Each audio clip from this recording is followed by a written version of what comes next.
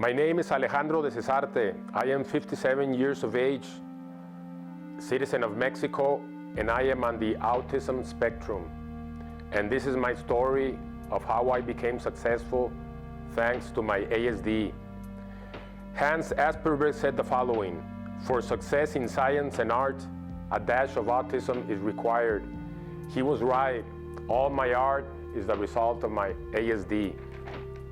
Because of my ASD, I could not hold a job very long, so I was forced to try to make my own business to survive. I got obsessed with making this steel art and put money into it from other sources, and became successful after 12 years. A neurotypical person would have given up at 3 years, but I kept on going because of my autistic obsession, and that gave time for the art to mature and be successful. I am obsessed with perfection and beauty, quality and detail, and kept on adding more and more detail and quality, and put my art out of price in the trade shows I was going to.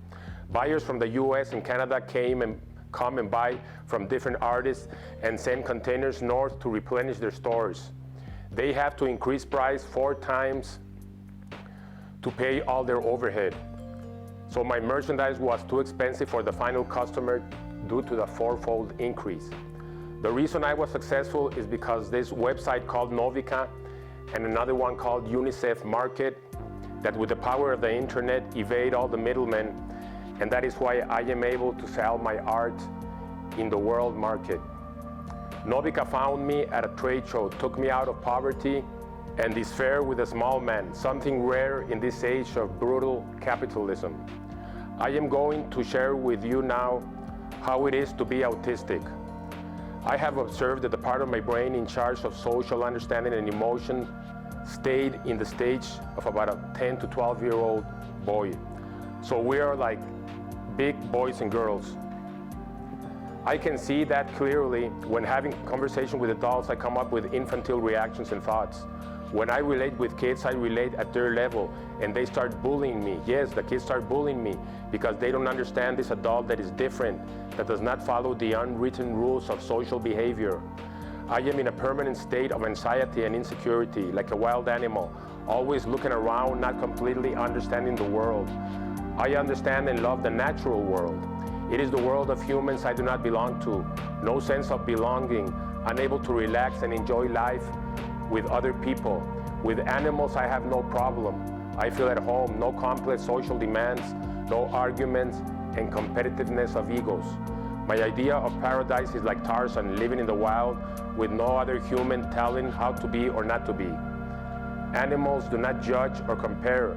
They just are, without all the human demands and correctness.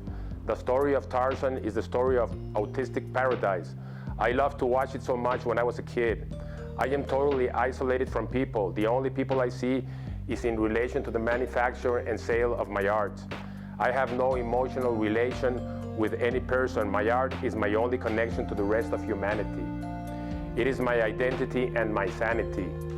My art gave me the dignity I never had. Another character I like a lot is Mr. Spock, because that is how we are, not understanding human emotions, closer to logic, unable to handle small talk, always obsessed with certain pet themes, always wanting to talk but unable to listen, not aware of other people's emotional needs, social blindness.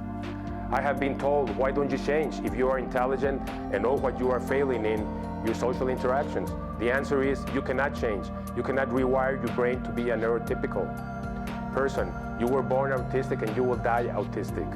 The problem with autism is that it is a hidden condition. So people think your inappropriate behavior is lack of education, rudeness, or just being a bad person. You do not tell a person with Down syndrome to change because they have the characteristic look to them that demands instant respect and consideration. The autistic person is trampled upon and then ends up being an outcast in the planet he was born in. The autistic is rejected and does not understand why. Is lost in a strange world that rejects him and her. With all the information I have about autism, I could try and fit in, trying not to mess up, calculating every word to make sure I am not messing up. So I had the choice of being a fake to be accepted or isolate myself to be myself. So I chose to be myself. The price I have to pay is isolation. I never had any friends, so it's not like I'm losing all my friends. I never had any. I just stopped all interaction except the business interaction to make and sell my art.